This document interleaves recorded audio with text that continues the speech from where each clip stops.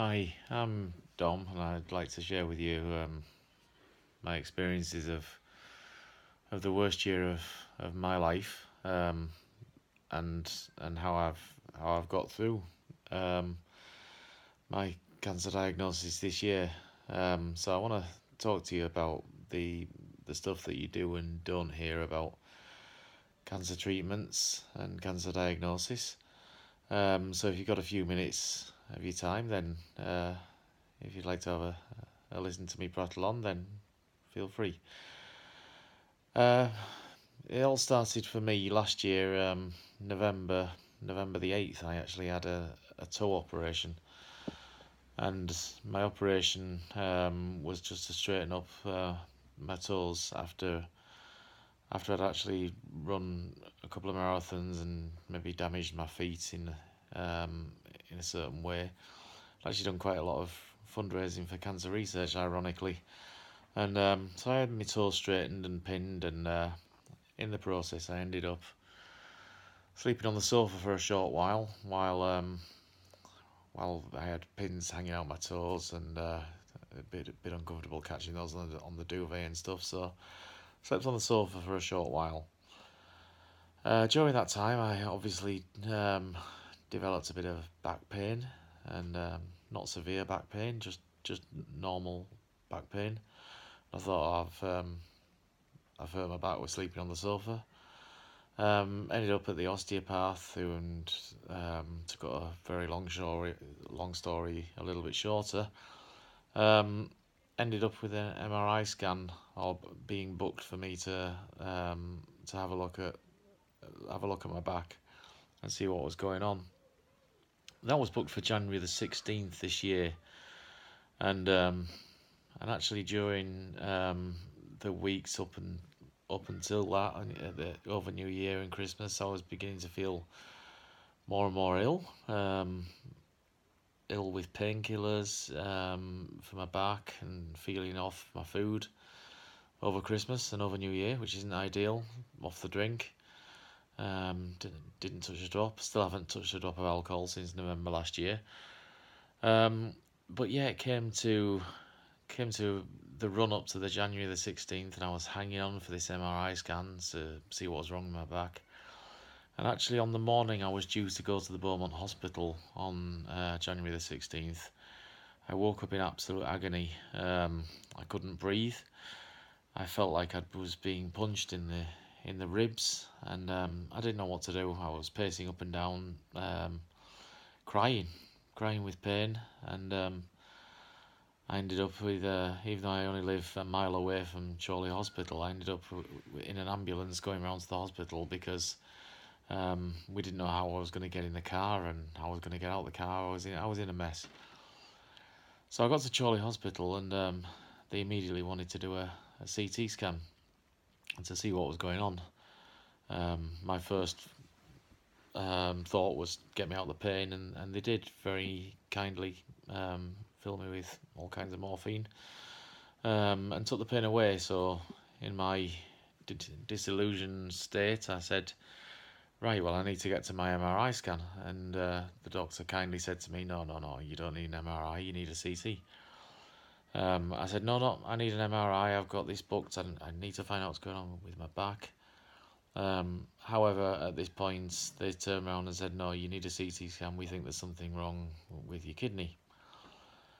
Ah, okay, so I had the CT scan, and they discovered the mass. They closed the door on me, and I knew that's never a good sign when a doctor closes the door and says, right, well, we need to have a chat. We've discovered a mass.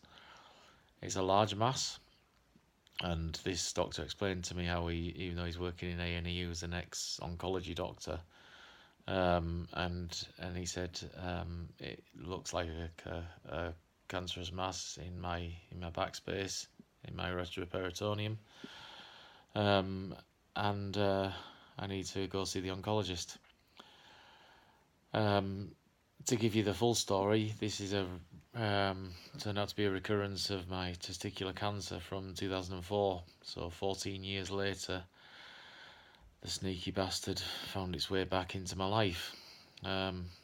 So after having the all clear in 2009 from my original testicular cancer, which was treated with just the removal of a testicle and no further treatment, it turned out that it had come back into my life, and it had manifested itself as a 20 centimetre mass in my backspace.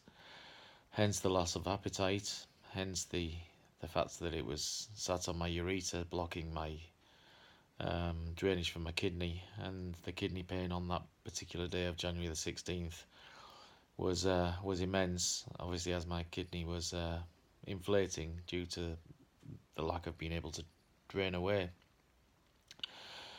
So, January the 16th, a day I'll remember, and from that point, they put an emergency bag, a drainage bag in my kidney, a nephrostomy bag, which stayed in place for 6 months, so that my kidney could drain properly. My left kidney, this is. And I was put on, I saw a wonderful consultant who put me straight onto a course of the BEP chemotherapy. For those of you that know BEP, you'll know some of the ins and outs of it. It affects some people really, really badly, some people not too badly. It got me, big style. And the combination of the drugs, the bleomycin, the etoposide, and the cisplatin,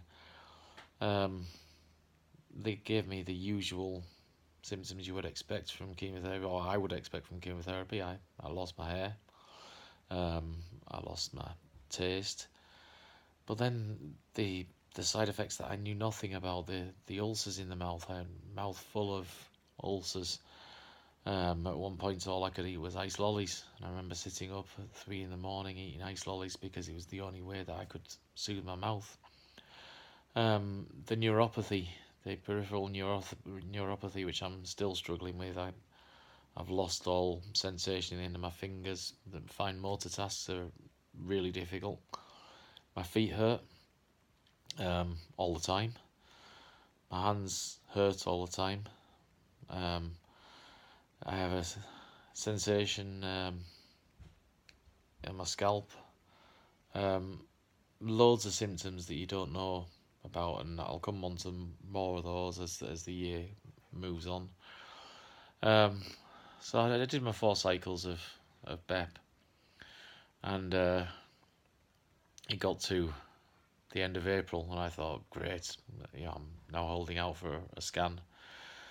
I had to wait a month for a scan, which was the worst month of my life, I think, waiting to find out if the BEP had been successful.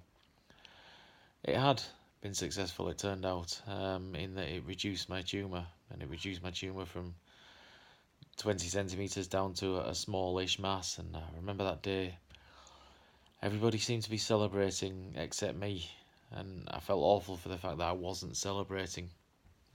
The fact that it had shrunk down enough to be operated, but I kind of knew what was ahead with the operation, and I didn't feel like the celebration was in order because my cancer wasn't in a place I wanted it to be. So I was booked in for the RPLND surgery, retroperitoneal lymph node dissection, and major abdominal surgery. And when I say major surgery, I mean life-threatening major surgery, in the fact that my surgeon had to. I knew I was going to lose my kidney, but I also knew that because I'd had chemotherapy, the remnants of the tumour were stuck all the way down my aorta. They were stuck on my mesenteric artery, on part of my bowel, and also around my kidney as well. So the surgeons explained to me in no uncertain terms how difficult the surgery was going to be. My surgery was booked and then booked again and cancelled a couple of times, but I ended up having surgery on August the 13th this year. A day I'll never, ever, ever forget. Although I did spend most of the day asleep, obviously. 9 hours worth of surgery. I woke up from in critical care, and I remained in critical care for 6 days afterwards. It was tough. really, really, really tough. Um, the the waking up and the pain management during that week in critical care, the hallucinations off the ketamine, the um, vivid dreams, the nightmares, the whole the whole thing was a nightmare, but in a wonderful place. The Christie in Manchester and the staff and the care you get in that place is absolutely incredible. Um, the way they all work together, I can't I can't express my amazement at how great a place the Christie is. Um, I got transferred from critical care up to the ward, and I spent a further 5 days on the ward, so 11 days in total in the Christie. Um, and I got discharged from the Christie in in a bit of a state, if I'm honest. Um, the operation itself obviously is a big success, but the scars from which, and you can see the scar there from the surgery, the RPL&D surgery. It hurts, and it still hurts now. A couple of months later on, I am doing my exercises, trying to make my stomach work for me again, my bowels work for me again, which they don't. Sometimes, sometimes they do. Sometimes they do explosively, as in diarrhea. Sometimes I'm constipated. Um, all kinds of difficulties. Because obviously during the surgery they actually take out your bowels, or sorry, mobilize your bowels, move them to one side, move the stomach to one side, so they can get to the back space, the retroperitoneum, and actually do their work there. So, the recovery from the surgery, again, tough recovery, but you hope they've got everything. And I went for an appointment at the start of September to check they'd got everything and find out the biopsy results from from the mass that were removed. In my case, they did find viable cells. So the news again I wasn't hoping for. In the 5 to 10% of people, they find viable cells inside the mass after all that chemotherapy at the start of the year. So here I am on more chemotherapy, this time TIP chemotherapy, which is a different combination of drugs. Obviously, there's only so much BEP you can use, and you build up a tolerance to that particular chemotherapy.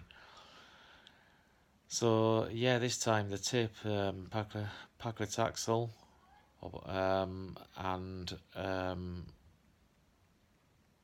ifosfamine. Sorry, the name eluded me for a moment there, and the cisplatin again. A lot more toxic this time around, and I've had one cycle so far. I'm due in next week for my second cycle of TIP. I've just been today to discuss my stem cell treatment, which I'll be having the week after my TIP chemotherapy.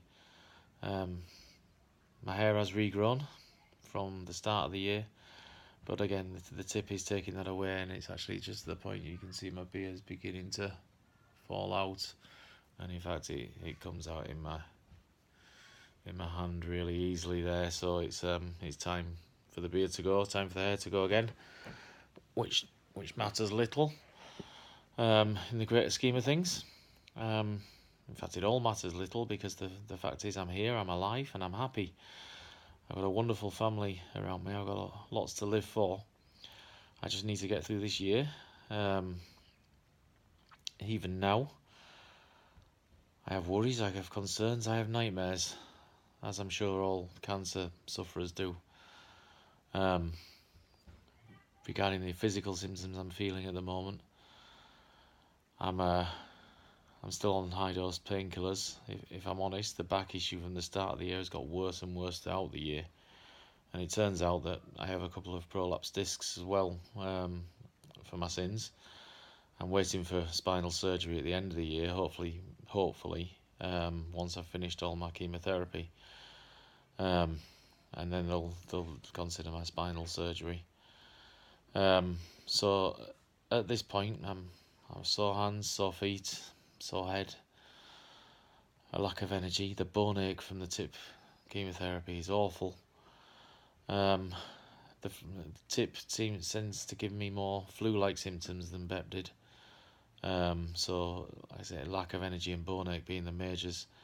I am still being sick. I have pretty much most of the year. I know some people don't with chemotherapy, but anything that hits my stomach doesn't tend to stay there too long, which makes life a little bit difficult. I haven't lost that much weight, so it's clearly I am absorbing some food, but it's just the um, the sickness, the nausea, everything really.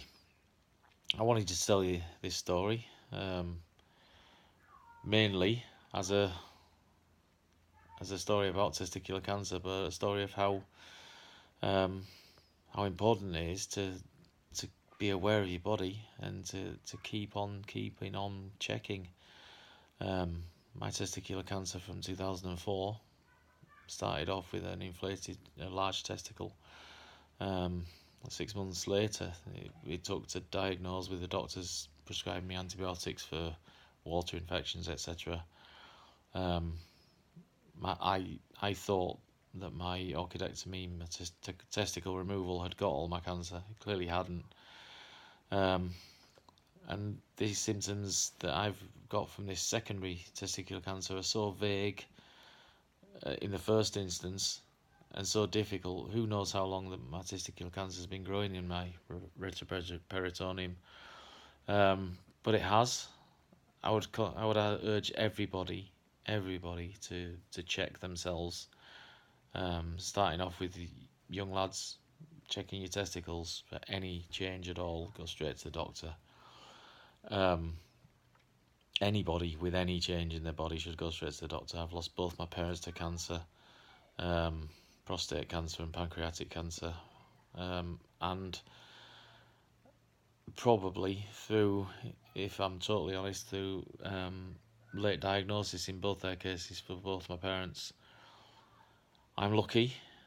I'm here, and I'm still here, thankfully, down to the wonderful work of doctors and nurses and surgeons and the like, and everybody.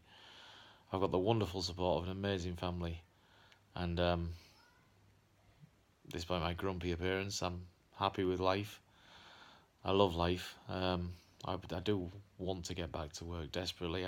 The psychological effects of a year spent pretty much in this conservatory, and I cried the other night. I felt like I was imprisoned, reliant on everybody else to help me to do things. I just want to get back to normal. I will get back to normal, and I will tell my story. Um, I want to share this purely for other people to experience, to be able to hear exactly how things can progress, and yeah, I'd love to answer any questions, any comments that anyone's got about my diagnosis and my story. My story's not over, but hopefully in the near future I'll be able to ring that cancer-free bell. In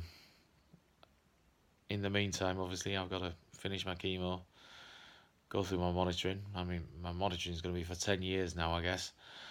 I've been told 10 years, which is great, because that way I'll be able to keep an eye on what's going on with my body. And in the meantime, get back to enjoying life. Good luck to anyone who's going through anything similar to me. Good luck to anyone who's got any cancer diagnosis. Good luck to anybody who's got a family member with any cancer diagnosis, because I do understand that it's as tough, if not tougher, on the family. I've got a wife and a couple of young kids here at home who have struggled at times, but have been absolutely incredible. Love to all, and good luck, and thank you for listening. Bye bye.